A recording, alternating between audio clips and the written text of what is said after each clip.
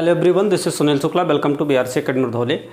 Today we will study another session of the grammar. आज हम grammar का और एक सेशन पढ़ेंगे और हम पिछले सेशन में पढ़े थे अबाउट द सब्जेक्ट के बारे में पढ़ा था और उस समय मैंने बताया था कि we are to need of the subject object and verb if you want to study of the tense. अगर हम टेंस को पढ़ना चाहते हैं तो हमें सब्जेक्ट ऑब्जेक्ट वर्ब की ज़रूरत होती है। तो स्टूडेंट्स, मैं आज वीडियो के अंत में फिर आपसे एक सवाल करूंगा और सवाल का जवाब आपको अंत में देना रहेगा, इसलिए आपको वीडियो को अंत तक जरूर देखना है। और अगर आपको हमारे वीडियोज़ पसंद आ रहे हैं तो आप वीडियो को लाइक करें, वीडियो को शेयर करें उन स्टूडेंट्स के बीच में जो पढ़ने वाले हैं, ताकि उनको भी इसका प्रॉफिट मिल सके, सारे स्टूडेंट्स को। अगर आपने हमारे चैनल को अभी तक सब्सक्राइब नहीं किया, चैनल को सब्सक्राइब करें और बेल आइकन को इसलिए दबाना है ताकि सारे वीडियोस का अपडेट आप तक पहुंचता रहे। आज के क्लास में हम लोग जानेंगे ऑब्जेक्ट के बारे में। हमने पिछले क्लास में किसके बारे में जाना था? सब्जेक्ट के बारे में। और बहुत सारे स्टूडेंट ने उस वीडियो के अंदर जो मैंने सवाल किया हुआ था उसका बहुत ही करेक्ट आंसर दिया है। आप सब पढ़ रहे हैं लगातार, थैंक यू सो मच। और आपके अच्छे व्यूज़ भी आ रहे हैं, आप वीडियो को लाइक कर रहे हैं, इसके लिए भी आपको थैंक यू सो मच। इसी तरह से आप अपना अध्ययन जारी रखिए और किसी भी तरह का कोई भी कन्फ्यूज़न, कोई भी क्वेश्चन आपके दिमाग के अंदर आता है तो उसको कमेंट बॉक्स के अंदर आप जरूर कमेंट करिए। आज के सेशन को हम लोग शुरू करते हैं। आज का जो सेशन है हम लोगों का वो क्या है? ऑब्जेक्ट है। आज हम लोग अध्ययन करेंगे ऑब्जेक्ट के बारे में। We are to know about the object. Object हम किसे कहते हैं? An object is a person और थिंग। ऑब्जेक्ट क्या हो सकता है? कोई पर्सन हो सकता है, कोई थिंग हो सकता है। Which is affected by the work of subject. जो किसके द्वारा प्रभावित होगा? किसके द्वारा? Bye the work of subject, यानी कि सब्जेक्ट द्वारा जो काम किया जाएगा उससे जो पर्सन या थिंग प्रभावित होगा उसको हम क्या कहेंगे? ऑब्जेक्ट कहेंगे। यानी कि हिंदी में इसको आप कह सकते हैं कि कर्ता के द्वारा किए गए काम का प्रभाव जिसके ऊपर पड़ेगा, चाहे वो कोई व्यक्ति हो या कोई वस्तु हो, उसको हम क्या कहेंगे? ऑब्जेक्ट कहेंगे। ऑब्जेक्ट, जैसे मैं यहाँ पे एक एग्जांपल लेता हूँ, आई टीच यू, मैं आपको पढ़ाता हूँ। तो आई टीच यू, मैं आपको पढ़ाता हूँ तो ना तो मोबाइल, ना तो मेरा पढ़ाया हुआ इस मार्कर पे असर पड़ रहा है और ना तो इस कैमरे पे असर पड़ रहा है, बट आल्सो मेरे पढ़ाने से असर किस पे पड़ रहा है? आप पे पड़ रहा है। तो मैं यहाँ पे क्या हूँ? सब्जेक्ट हूँ और मेरे द्वारा पढ़ाने का असर आप पर पड़ रहा है, तो यू यहाँ पे आप क्या हैं? ऑब्जेक्ट हैं। इसी तरह से हम सब्जेक्ट के द्वारा किए गए काम का प्रभाव जिस भी किसी व्यक्ति या किसी भी वस्तु पे जब पड़ेगा तो उसको हम क्या कहेंगे? ऑब्जेक्ट कहेंगे। An object is a person और thing which is affected by the work of subject. उसको हम क्या कहते हैं? ऑब्जेक्ट कहते हैं, उसे ऑब्जेक्ट कहा जाता है। आइए देखते हैं, there are two kinds of object. Object के दो प्रकार होते हैं, दो प्रकार के ऑब्जेक्ट होते हैं। एक होता है डायरेक्ट ऑब्जेक्ट और दूसरा होता है इनडायरेक्ट ऑब्जेक्ट। डायरेक्ट ऑब्जेक्ट और इनडायरेक्ट ऑब्जेक्ट क्या होता है इसको भी मैं आपको क्लियर करता हूं कि डायरेक्ट ऑब्जेक्ट किसे कहते हैं और इनडायरेक्ट ऑब्जेक्ट किसे कहते हैं। Student, first we are to know about the direct object. सबसे पहले हम लोग जानेंगे डायरेक्ट ऑब्जेक्ट के बारे में। डायरेक्ट ऑब्जेक्ट है क्या? तो अ direct object is a something और समबडी, कोई वस्तु या कोई व्यक्ति हो सकता है, that receives an action directly, जो क्या करता है? एक्शन को डायरेक्टली रिसीव करता है। जो ऑब्जेक्ट एक्शन से डायरेक्टली प्रभावित होता है या डायरेक्टली रिसीव करता है उसको हम क्या कहते हैं? डायरेक्ट ऑब्जेक्ट कहते हैं। ये कोई नाउन भी हो सकता है, कोई प्रोनाउन भी हो सकता है, कोई फ्रेज हो सकता है, कोई क्लास भी हो सकता है, तो उसको हम क्या कहते हैं? डायरेक्ट ऑब्जेक्ट कहते हैं। अब सीधा सा देखिएगा, इसको और समझने का आसान तरीका, इसको जानने के लिए हम एक सवाल करते हैं, व्हाट या होम।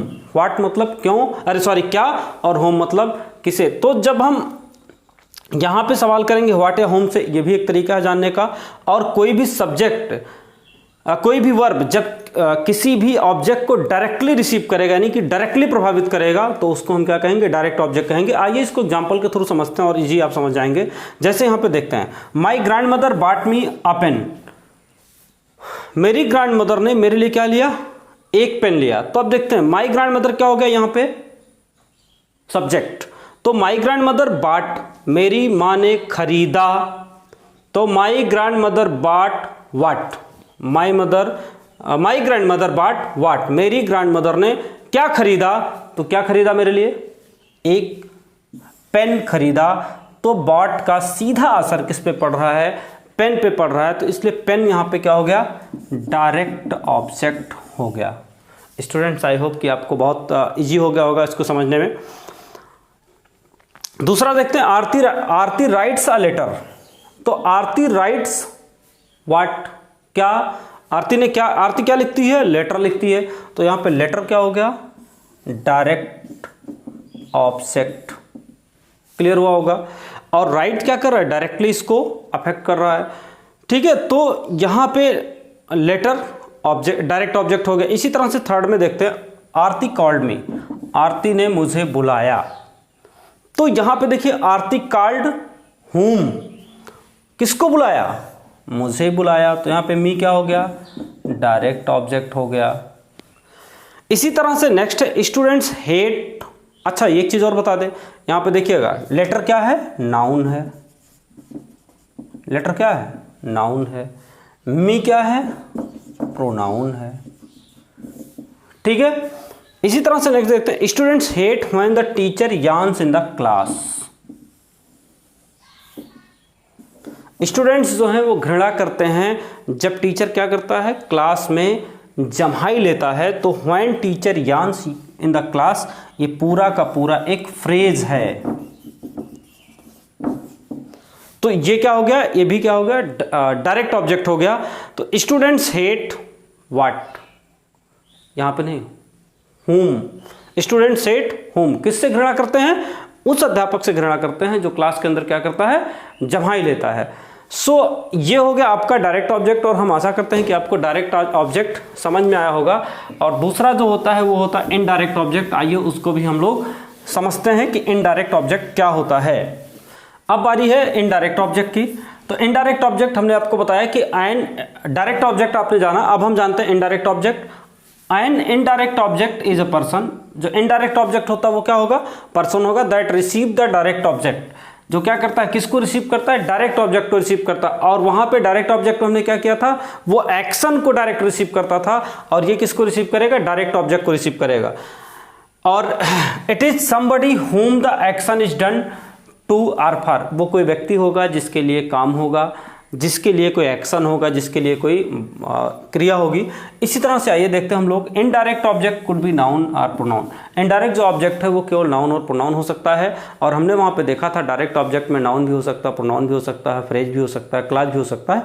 और यहाँ पे जो है इनडायरेक्ट ऑब्जेक्ट वो सिर्फ नाउन और प्रोनाउन हो सकता है। किसी भी सेंटेंस के अंदर हमें ये जानना है अगर कि कहाँ इनडायरेक्ट ऑब्जेक्ट है, तो उसके लिए हमें कुछ सवाल करना होगा उस सेंटेंस में, जैसे फॉर व्हाट, टू हुम या फॉर होम। तो हम इजली समझ जाएंगे कि यहाँ पे कौन सा इनडायरेक्ट ऑब्जेक्ट है। तो इनडायरेक्ट ऑब्जेक्ट होता है के लिए, जिसके लिए काम किया जाता है उसको वो क्या होता है, इनडायरेक्ट ऑब्जेक्ट होता है। और स्टूडेंट्स एक बात और आपको बता दूं कि अगर किसी भी सेंटेंस में केवल एक ऑब्जेक्ट है तो आप वहाँ समझ जाइए कि डायरेक्ट ऑब्जेक्ट है। और जब किसी भी सेंटेंस में एक से अधिक ऑब्जेक्ट पाए जाते हैं तो वहाँ पे डायरेक्ट और इनडायरेक्ट ऑब्जेक्ट होते हैं। तो डायरेक्ट ऑब्जेक्ट जानने के लिए आपको व्हाट और होम को क्वेश्चन करना है, और इनडायरेक्ट ऑब्जेक्ट जानने के लिए आपको क्या करना, फॉर व्हाट, टू होम या फॉर होम के लिए सवाल करेंगे तो आप इजीली जान जाएंगे किसी भी सेंटेंस के अंदर कौन सा इनडायरेक्ट ऑब्जेक्ट है, कौन सा डायरेक्ट ऑब्जेक्ट है। आइए इसको हम लोग एग्जाम्पल के थ्रू समझते हैं। जैसे my grandmother bought me a pen, आपने देखा था इस डायरेक्ट ऑब्जेक्ट, मैंने इसका एग्जाम्पल लिया हुआ। तो my grandmother bought me a pen, तो my grandmother bought what, क्या खरीदा उन्होंने, अ पेन। तो पेन क्या हो गया, ये डायरेक्ट ऑब्जेक्ट हो गया। अब देखिए यहां पे my grandmother bought a pen for whom, किसके लिए, फॉर होम किसके लिए खरीदा, मेरे लिए खरीदा। तो यहां पे मी क्या हो गया, ये इनडायरेक्ट ऑब्जेक्ट हो गया। मुझे लगता है कि अब आपको इजीली ये समझ में आ गया होगा। एक एग्जांपल और हम लोग देखते हैं, you gave me a ring, तो यू गेव व्हाट, क्या दिया, अ रिंग। तो व्हाट आपने क्वेश्चन लगाया तो क्या हो गया, डायरेक्ट ऑब्जेक्ट हो गया। और you gave a ring to whom, किसको दिए भाई रिंग, तो किसको दिए, मुझे दिए, यानी कि वो रिंग किसके लिए है, मेरे लिए है। तो यहां पे जो मी है वो क्या हो गया, इनडायरेक्ट ऑब्जेक्ट हो गया। सो स्टूडेंट्स आज के सेशन में ऑब्जेक्ट वाले सेशन में इतना ही। और अब बारी आती है कि आपके सवाल की। अब मैं आपसे एक सवाल करूंगा और उसका जवाब आपको कमेंट बॉक्स के अंदर कमेंट करके देना रहेगा। सो आज का जो सवाल है आइए उसको हम लोग जानते हैं। आज का सवाल है व्हाट इज सब्जेक्ट, सब्जेक्ट क्या है, इसको आपको कमेंट बॉक्स के अंदर कमेंट करके देना रहेगा। आज के सेशन में सिर्फ इतना ही, मिलते हैं हम लोग नेक्स्ट सेशन में। Thank you so much.